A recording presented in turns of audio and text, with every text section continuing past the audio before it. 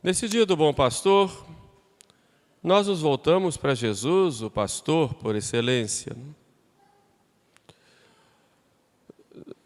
No Antigo Testamento, Deus havia prometido pelo profeta Ezequiel, diante dos maus pastores de Israel, ele diz: eu mesmo vou apacentar as minhas ovelhas, vou levar para pastos verdejantes, vou tirar e acolher a que está desgarrada, vou curar a que está ferida, vou animar e levar para pastos bons as que estão desanimadas. Eu mesmo cuidarei das ovelhas. Deus falou isso no Antigo Testamento pela boca do profeta, e diante de tantos maus pastores, Deus envia o seu próprio Filho como o pastor, e Ele vem cuidar das ovelhas como o pastor. E é Ele quem diz: eu sou o bom pastor. Mas como é esse pastor Jesus? Como Ele age com as suas ovelhas e o que Ele espera de nós? E que mandato Jesus nos dá diante desse rebanho como missão para nós? Sobre estes 3 pontos gostaria de meditar com vocês nessa nossa homilia. Cristo é o pastor. Repetimos isso várias vezes para que isso fique bem claro. E todo pastoreio que é feito na igreja é feito em nome de Jesus, nunca em nome próprio.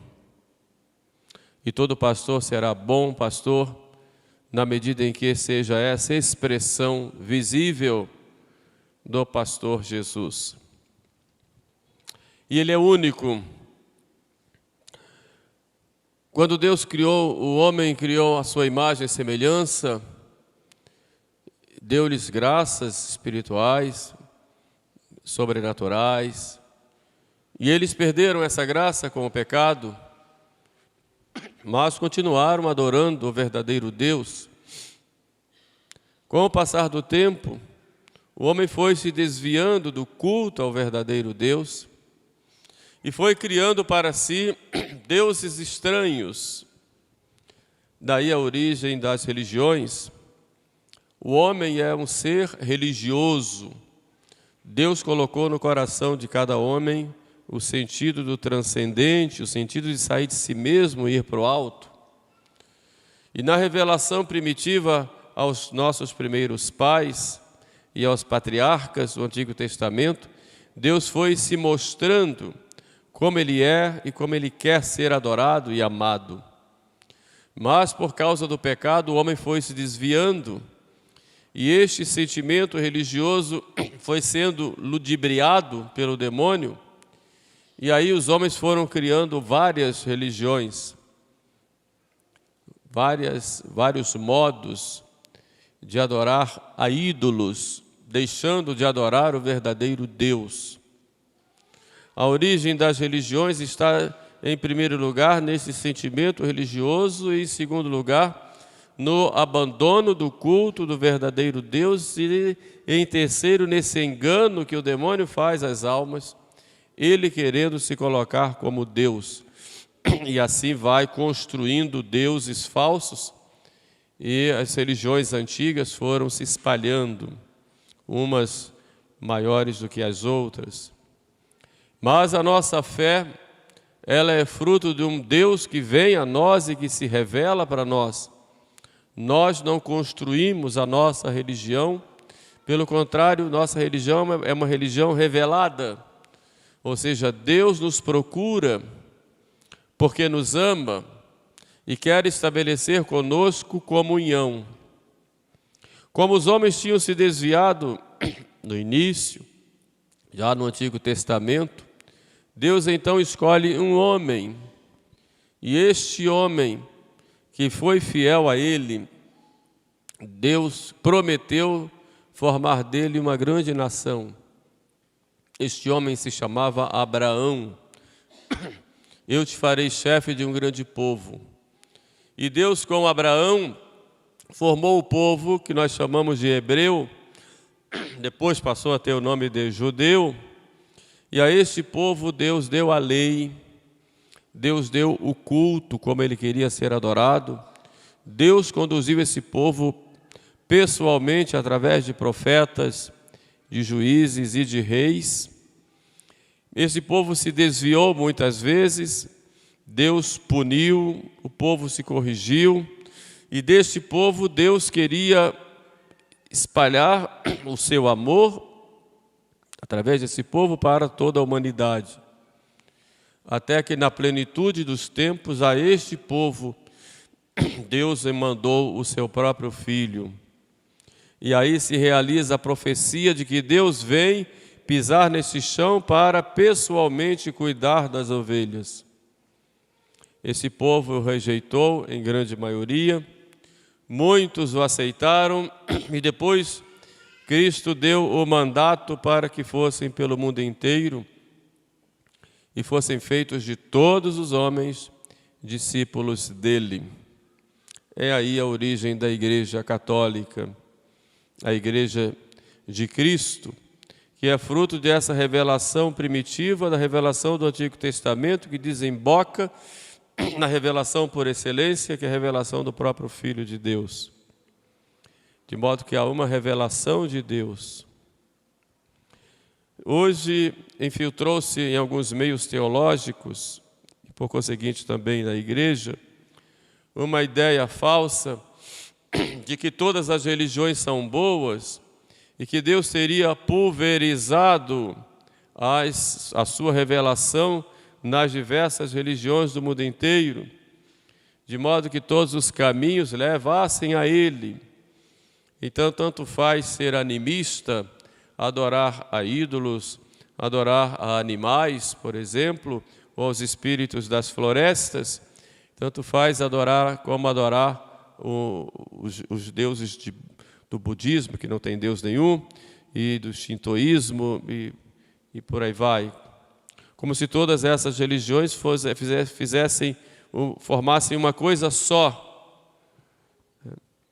Isso é o progressismo ou o modernismo, que São Pio X chamava de a síntese de todas as heresias. Como se todos os caminhos levassem a Deus. Por isso hoje nós proclamamos que só existe um caminho que leva a Deus. Os outros levam ao inferno. Os deuses pagãos são demônios disfarçados. Diz isso na Sagrada Escritura. Só tem um caminho que nos salva. E esse caminho é nosso Senhor Jesus Cristo. Eu sou o caminho, a verdade e a vida.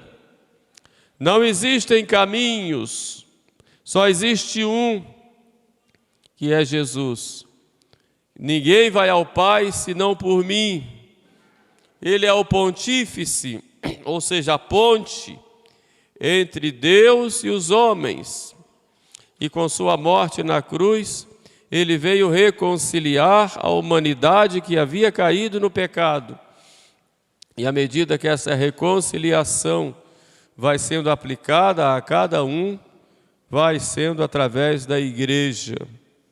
Por isso Cristo, ele mostra que ele é o caminho e é a verdade. Não existem várias verdades, a verdade é uma só. Existem várias mentiras. As mentiras são inúmeras, mas a verdade é uma só. Se eu digo que isso aqui é um círio, é uma verdade. Só tem uma, é um círio. Agora a mentira pode ser diversa. Posso dizer que isso aqui é uma mesa, que isso aqui é uma arma, que isso aqui é uma faca, que isso aqui é qualquer coisa. Porque a mentira, ela é diversificada. A verdade é tão maravilhosa que basta ter uma brecha, ela já aparece, porque ela é uma só. E quando Cristo diz, eu sou a verdade, porque é um só. É um só. Nós vivemos hoje numa época de pluralismo religioso e temos essa tentação de achar que todas as religiões são boas e que todas servem. É claro que num país como o nosso, chamado país laico, não tem uma religião oficial por ser laico, mas isso não quer dizer que nós não podemos pregar que existe uma só, que é a Igreja de Cristo. E quando falamos de Cristo, bom pastor, nós temos que defendê-lo como o único, porque a verdade é uma só. E como é que Cristo age conosco? Ele diz: eu conheço as minhas ovelhas, e as minhas ovelhas me conhecem. Eu dou a minha vida pelas minhas ovelhas. Primeiro, ele dá a sua vida por nós quando ele morre na cruz. Entregou a sua vida por nós. Mas ele continua dando a sua vida por nós no altar, na Santa Missa. Ele continua se oferecendo ao Pai. Por isso, o ponto máximo do culto católico é a liturgia da missa. E o que é liturgia? Liturgia é o culto público que o Filho faz ao Pai juntamente com a sua igreja. Então, quem é que faz o culto ao Pai? É o Filho, Jesus. E com quem? Com toda a igreja. Por isso a liturgia tem normas. Ela não é propriedade de ninguém. Ela é propriedade de Cristo e da sua igreja. Por isso a liturgia não pode ser mudada, a não ser pela igreja, conservando aquilo que é essencial do tempo de Cristo até hoje. Ninguém tem o direito de mudar a liturgia, não pode. Nem o sacerdote, isso dizem os documentos da igreja, o sacerdote não pode ficar inventando liturgias a cada domingo.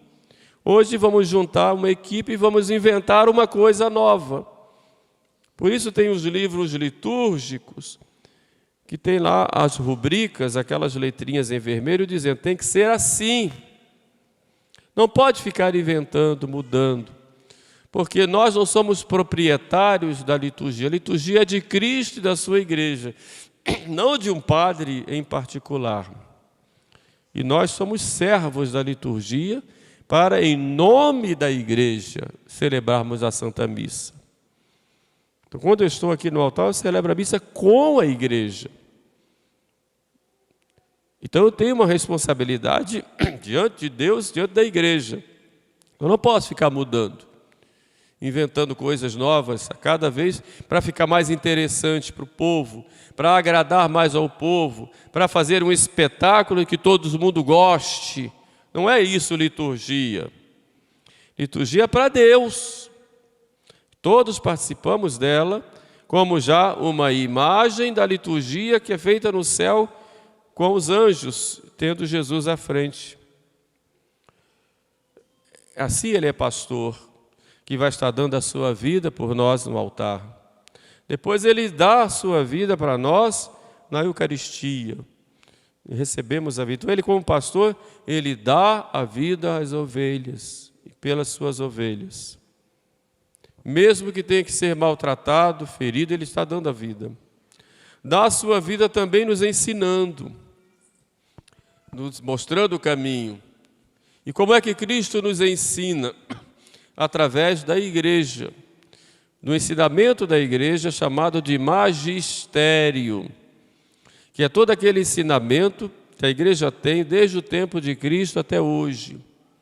O magistério contínuo, que não muda no depósito da fé, porque ela transmite a fé, mas que atualiza o Evangelho às novas realidades que forem surgindo. Não muda o Evangelho, mas atualiza os princípios do Evangelho, explicitando melhor. Por isso, todo o progresso tem que ser um progresso com fidelidade àquilo que vem antes. Então a igreja progride conservando e conserva progredindo, mas progredindo no conhecimento daquilo que sempre foi ensinado, e não trazendo coisas novas. Então Jesus vai nos ensinando na igreja, nos dando, nos orientando nesse caminho aqui para a vida eterna. Eu conheço as minhas ovelhas e as minhas ovelhas me conhecem. O sentido de conhecer na Sagrada Escritura não é apenas um conhecimento intelectual. Eu vou ler um livro, vou conhecer algumas coisas que estão escritas no livro. Mas é mais do que isso. O conhecer na Sagrada Escritura tem um sentido de comunhão. O filho conhece o pai conhece o filho. Isso é comunhão. Então, quando Cristo diz que eu conheço as minhas ovelhas e as minhas ovelhas me conhecem, significa o quê? Que as verdadeiras ovelhas de Cristo têm comunhão com Ele. E Ele busca comunhão conosco. Esta comunhão tem o seu momento máximo, o seu ápice, quando a gente recebe Jesus na Eucaristia. Mas essa comunhão com Cristo, ela continua no dia a dia, na medida em que eu vou deixando Cristo viver em mim, em tudo que eu vou fazer, para que resplandeça em mim a luz de Cristo. Isto é conhecer a Cristo. Então a ovelha conhece a Jesus na medida em que deixa com que Ele viva nessa ovelha e viva essa comunhão. Nós seremos boas ovelhas na medida em que acolhemos Jesus, procuramos amá-lo e vivemos a vida nele. É claro que temos nossas dificuldades, nossas lutas, nossos defeitos, mas nunca devemos nos conformar com isto. A nossa conformidade deve ser só uma: estarmos com Cristo. Por isso diz a liturgia: por Cristo, com Cristo e em Cristo, para darmos honra ao Pai. No final, Cristo diz uma outra coisa importante que convém refletir aqui. Tenho outras ovelhas que não são desse aprisco, ou não são desse redil. Cristo fundou uma igreja, mas o orgulho humano penetrou também dentro da igreja. E desde o início começaram a haver divisões. E como já havia essa tendência, Jesus sabia disso, na sua oração da Quinta-feira Santa, ele diz que todos sejam um, como eu e tu, ó Pai, somos um. O maior desejo de Cristo é que nós sejamos um com Ele. Que todos sejam um. Mas, como eu disse, sempre houve na igreja essa tendência diabólica de divisões. As primeiras ocorreram com as heresias, em que havia grupos dentro da igreja que adotavam uma heresia. A igreja fazia concílios, condenava, excomungava, expulsava, depois voltavam. Mas a primeira grande divisão aconteceu no ano 1054, se não me falha a memória, quando os católicos do Oriente se separaram de Roma e criaram o que nós chamamos de ortodoxos. Já ouviram falar em igreja ortodoxa? Já ouviram? O que é a igreja ortodoxa? É a católica? Não. Eles se separaram de Roma por volta do ano 1000. Eles eram todos do Oriente. Como Roma é no Ocidente, eles disseram: nós somos de cá, do Oriente, não vamos nos sujeitar à igreja de Roma, ou ao bispo de Roma, que é o Papa. Então eles se separaram. Depois foram criando igrejas, uma para cada país, uma para cada região. Muitas vezes segundo o rito próprio. Nós na igreja temos muitos ritos, 23 ritos, e muitos são do Oriente. E eles fizeram então a igreja ortodoxa, com os bispos, que são bispos que têm a sucessão apostólica, são bispos válidos, com padres válidos, com missas válidas, sacramentos válidos, porém são cismáticos, ou seja, não querem comunhão com o Papa, nem com aqueles que estão em comunhão com o Papa. É nisto que caracteriza um cisma na igreja. Depois a igreja fez missões com eles, muitos voltaram. Esses que voltaram são os chamados católicos uniatas, porque se uniram de novo. Mas a maioria ficou lá separada, são os ortodoxos, que tem missa, tem padre, bispo, liturgia, muitas vezes a liturgia é até muito bonita, porque é muito tradicional, porém estão separados da Igreja de Cristo, da Igreja de Roma. Essa foi a grande fissura na igreja. Depois houve uma outra, 1517, que é mais conhecida, quando um monge, um padre chamado Martinho Lutero, um monge agostiniano, começou a pregar algumas teses heréticas e espalhou essas teses na universidade e em vários lugares. Teve apoio de muitos reis da época contra a igreja e chamava a igreja de a grande meretriz. E foi então se separando da igreja, foi contra o sacerdócio, contra a Eucaristia como sacrifício, contra várias verdades da fé, então caíram em várias heresias. A igreja procurou conversar, procurou chamar, debater, algumas vezes Lutero apareceu, outras vezes fugiu, criaram-se as chamadas guerras de religião, e o que é pior, como Lutero pregou o livre exame da Sagrada Escritura, ou seja, cada um pode interpretar a Sagrada Escritura do jeito que quiser, então daí surgiram inúmeras seitas. São chamadas comunidades eclesiais ou cristãs da Reforma de Lutero. São os que nós chamamos hoje de protestantes, ou alguns chamam de evangélicos. A única coisa que eles têm é a Bíblia, mas não tem a tradição, não tem a Eucaristia, não tem o Romano Pontífice, não tem os sacramentos todos, os 7, não tem. Tem a Bíblia. O único culto é o culto da palavra, não tem um culto de sacrifício, como a igreja tem. Então não tem a sucessão apostólica, não tem sacerdotes, não tem bispos. São comunidades já totalmente separadas. São os protestantes, que têm muitas vezes aqui no Brasil um proselitismo agressivo para arrastar o maior número possível de católicos para eles. E muitos católicos caem por falta de formação, muitas vezes, ou por falta de prática profunda da fé. Então notem, eu digo esses dois grupos, existem outros, mas esses dois grupos, eles rasgaram a veste de Jesus e quebraram esta unidade querida por Cristo.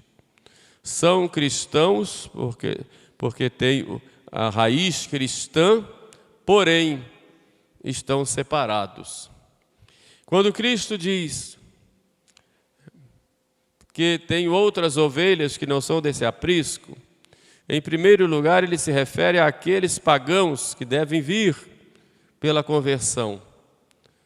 Mas hoje, além desses, Jesus chama de volta esses que se separaram da igreja, sobretudo os ortodoxos e os protestantes, para que voltem.